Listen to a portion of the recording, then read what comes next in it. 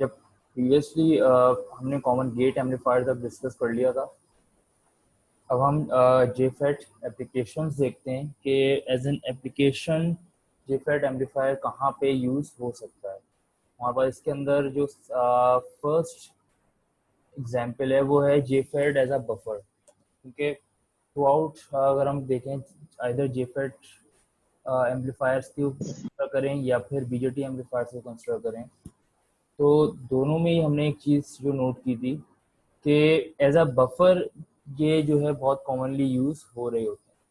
तो यहाँ पे एज अ बफर ही इसकी एक एप्लीकेशन में भी डिस्कस कर रहा हूँ कि हमारे पास यहाँ पे एक सर्किट है। अगर हम इसको देखें, it's a common source amplifier circuit.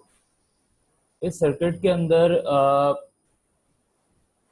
Between the load and common source amplifier in between हमारे पास एक जेफेट बफर कनेक्टेड है, और इसका काम भी यहाँ पे यही आ रहा है कि जो हमारे पास सोर्स लोडिंग है उसको मैनेज करे।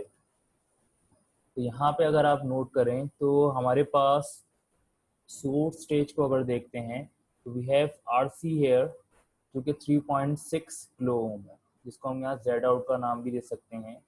और अगर ये 3.6 डायरेक्टली यहाँ पे 10K के साथ कनेक्ट होती है तो हमारे पास गेन शायद डिफरेंट होगा।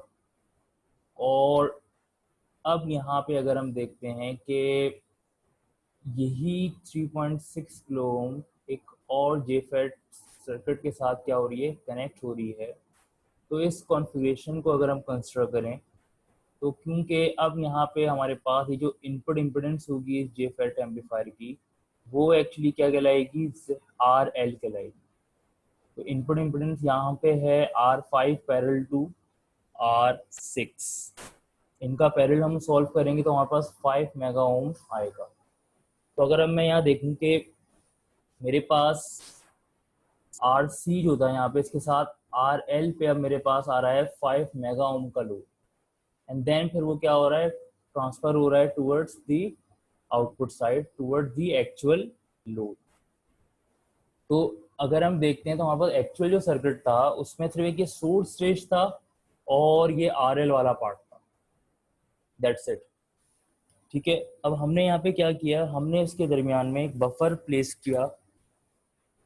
इस बफर को प्लेस करने का मकसद ये था just to fulfil voltage requirement, क्योंकि हमारे पास होता यही है कि हम कोई भी मीडियम यूज़ करें, एक स्पेसिफिक लेंथ के बाद, एक स्पेसिफिक डिस्टेंस के बाद वो सिग्नल क्या करता है, अपनी जो स्ट्रेंथ होती है वो लूज करना स्टार्ट कर देता है। तो ये जो बफर है इसका काम ही यही है कि वो क्या करेगा, वो सिग्नल की स्ट्रेंथ को रीस्टोर करेगा टू इट्स एक्चुअल वैल्यू। अब यहाँ पे इसको न्यूमेरिकली भी जरा देख लेते हैं, मैथमेटिकली की ये जो बात हो रही है कि किस तरह से प्रूवन है। तो अब अगर हम बात करें वोल्टेज गेन की, तो अब यहाँ पे अगर मैं वोल्टेज गेन के फॉर्मूले की बात करूँ तो हमारे पास AV है RC parallel to RL over RE dash, जो कि हमारे पास BJT कॉमन इमिटर एम्पलीफायर का गेन होता है। BJT कॉमन इमिटर एम्पलीफायर इस वजह से बात हो रही है बिकॉज यहाँ पे अगर देखें तो हमारे पास BJT यूज हो रहा है, तो इस वजह से इसका जो गेन है वो भी हमारे पास फाइंड आउट होगा यूजिंग वोल्टेज गेन फॉर्मूला।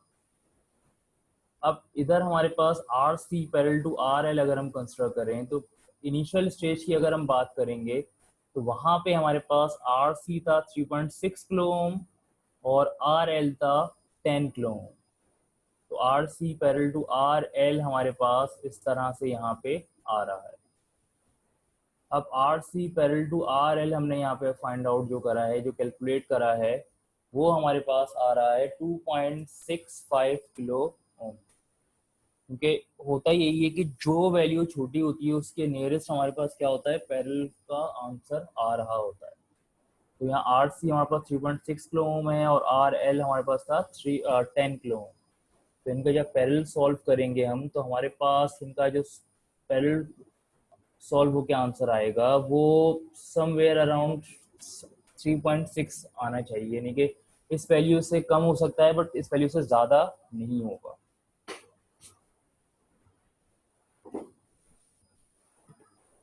यहाँ पे हमारे पास जो गेन अभी आ रहा है वो आ रहा है 2.65 kilo ohm, R C parallel to R L की वैल्यू पे। अच्छा, उसके बाद आर ई डैश की अगर हम बात करेंगे यहाँ पे, तो आर ई डैश की वैल्यू हमारे पास यहाँ पे कोई भी हो, लेकिन हम एक चीज़ यहाँ पे नोट करें अगर, कि जो वैल्यू न्यूमरेटर में आ रही है इस वैल्यू के हिसाब से ही हमारे पास आर ई डैश की वैल्यू क्या अगर हो रही है, डिवाइड हो रही है। अब मैं अगर यही कंडीशन कंसिडर करूं by connecting J fat as a buffer in between, तो अब जब मैं यहाँ as a buffer J FET connect कर दूंगा, तो अब मेरे पास सिचुएशन डिफरेंट हो जाएगी, बिकॉज यहाँ पे अब मेरे पास जो आर एल होगा वो एक्चुअली हो जाएगा 5 मेगा ओम। अब हमारे पास जो गेन आ रहा होगा उसको अगर हम कंसिडर करें, तो अब हमारे पास गेन आएगा 3.59 किलो ओम।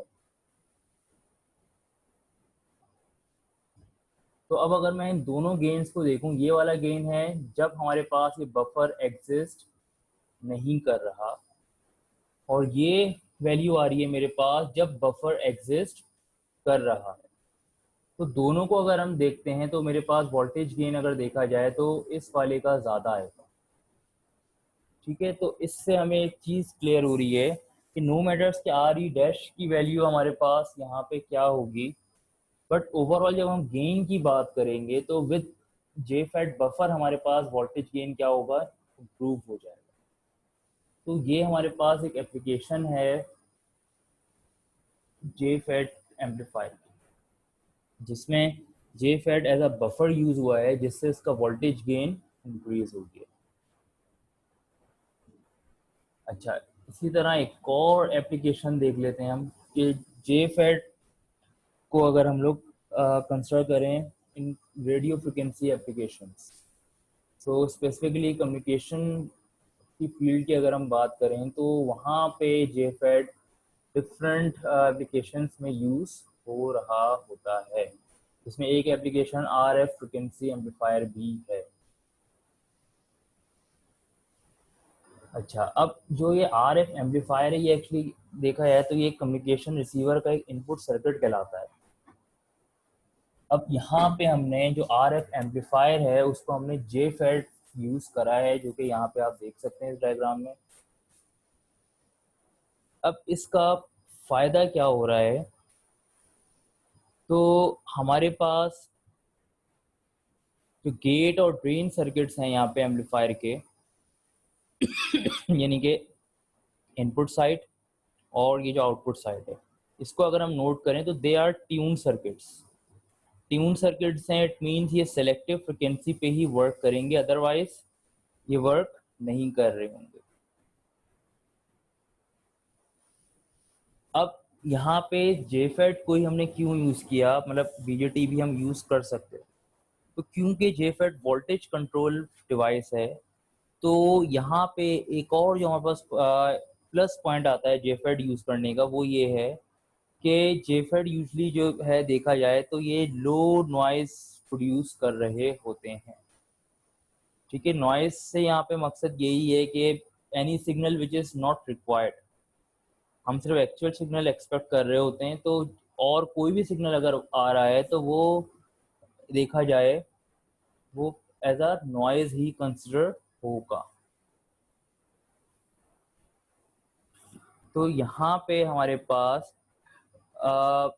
एक तो यहाँ पे नॉइस कम से कम होगी just because we are using JFET amplifier. दूसरी चीज़ जैसे अभी बताई कि JFET amplifier voltage controlled components में जेफेट्स आते हैं, इसकी वजह से ये हमारे पास जो एक लो वैल्यू सिग्नल के एंटीना की अगर हम बात करें तो वहाँ पे लो करंट सिग्नल बहुत ज़्यादा जो है यूज़ हो रहा होता है। तो ये हमारे पास जो है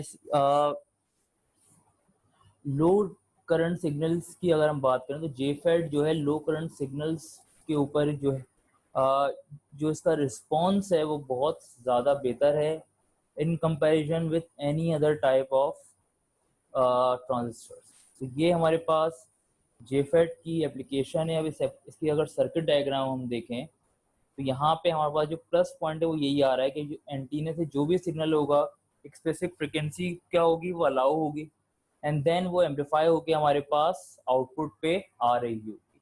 अब क्योंकि यहाँ बात एंटीना की कर रहे हैं तो यहाँ पे हमारे पास जो सिग्नल है उसकी एफिशिएंसी भी बहुत ज़रूरी है कि वो उसमें कोई नॉइजेस ऐड ना हो, कोई डिस्टॉर्शंस ना हो। तो ये फॉर दिस पर्पस जेफेट जो है मोर प्रेफरेबल है। उसके अलावा क्योंकि ये वोल्टेज कंट्रोल डिवाइस है तो यहाँ पे जो लो अमाउंट ऑफ करंट फ्लो हो रहा होगा वो, क्योंकि यहाँ वोल्टेज पे ये डिपेंड कर रहा होता है, तो लो अमाउंट ऑफ करंट की वजह से जेफेट का जो रिस्पॉन्स है उसमें कोई चेंज नहीं आएगा, और जो हमें रिक्वायर्ड एम्पलीफिकेशन है वो यहाँ इजीली परफॉर्म हो सकती है। तो ये हमारे पास एक और एग्जांपल थी, एक और एप्लीकेशन थी जेफेट की।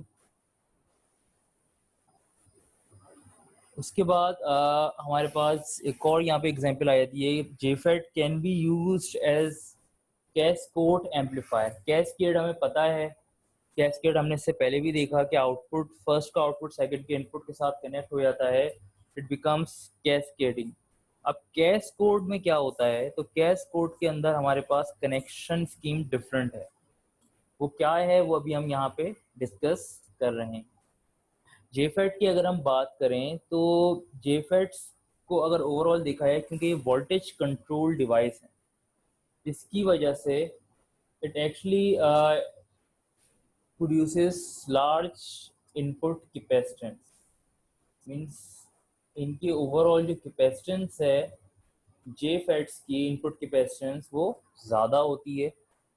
और अगर हम जेफेट्स को किसी हाई फ्रिक्वेंसी एप्लीकेशन में यूज़ करना चाह रहे हैं तो वहाँ पे एक प्रॉब्लम ये आती है कि due to high input capacitance वो क्या होता है कि उसका जो बिहेवियर होता है वो एक्सेप्टेबल नहीं होता।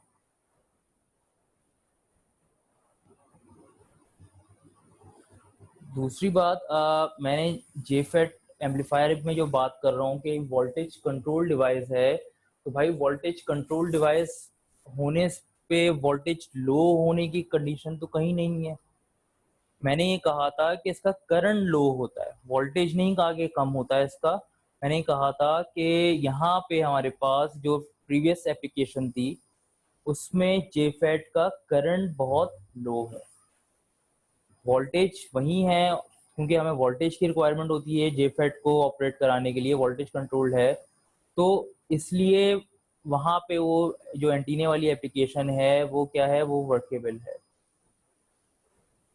क्योंकि करंट वहाँ पे स्मॉल बहुत लो होता है, बट वोल्टेज जो नॉर्मल रिक्वायर्ड है जेफेट को वो उसको पूरा मिलता है। अब यहाँ पे जो हम जेफेट की एप्लीकेशन देख रहे हैं कैस्केड एम्पलीफायर, तो कैस्केड एम्पलीफायर का जो मेन मकसद है डिज़ाइन होने का वो यही है कि जो इनपुट कैपेसिटेंस के इफेक्ट्स प्रोड्यूस हो रहे होते हैं हाई फ्रिक्वेंसी एप्लीकेशंस में उसको किस तरह से कंट्रोल करा जाए। इन शॉर्ट अगर हम देखें तो हम यहाँ पे इस कैस्केड एम्पलीफायर को यूज़ करने का मकसद सिर्फ यही है कि हम इस जो ओवरऑल इनपुट कैपेसिटेंस है ट्रांजिस्टर की उसको हम यहाँ पे कम करना चाह रहे हैं, उसके अलावा कोई और यहाँ पे रीज़न नहीं है। अब इसकी डायग्राम पहले देख लेते हैं, उससे थोड़ी और ये कैस्केड कनेक्शन क्लियर होगा। तो दिस इज दी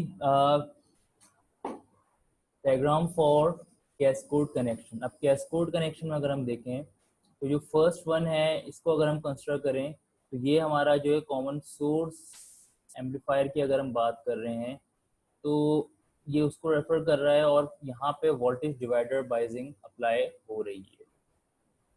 अब कनेक्शन को अगर हम देखते हैं तो देखें आउटपुट यहाँ पे फर्स्ट से ही आ रहा है, बट यहाँ पे जो Q1 है इसका जो हमारे पास अगर सोर्स की बात करें तो ये कनेक्टेड है किससे, Q2 के ड्रेन से। और अब Q2 के अगर हम यहाँ पे बात करें तो हमारे पास देखा जाए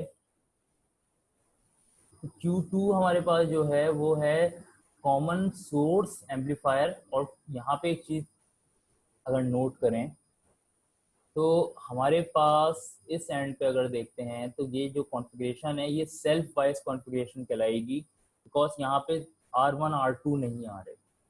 दूसरा ये Q1 है, इसको अगर हम देखें तो ये actually common gate amplifier configuration में कनेक्टेड है। बाय मिस्टेक शायद मैंने इसको कॉमन सोर्स एम्पलीफायर बोल दिया था। कॉमन सोर्स एम्पलीफायर ये वाला है जो कि फिक्स बायस कॉन्फ़िगरेशन में कनेक्टेड है, और ऊपर वाला जो है ये हमारे पास देखें इसको तो ये कॉमन गेट एम्पलीफायर है जो कि वोल्टेज डिवाइडर कॉन्फ़िगरेशन में कनेक्टेड है। अब इसका फ़ायदा ये होगा कि ये हमारे पास जो, अब इसको नोट करें इसकी कनेक्शन, तो ये सीरीज कनेक्शन को क्या कर रहा है, डिफाइन कर रहा है।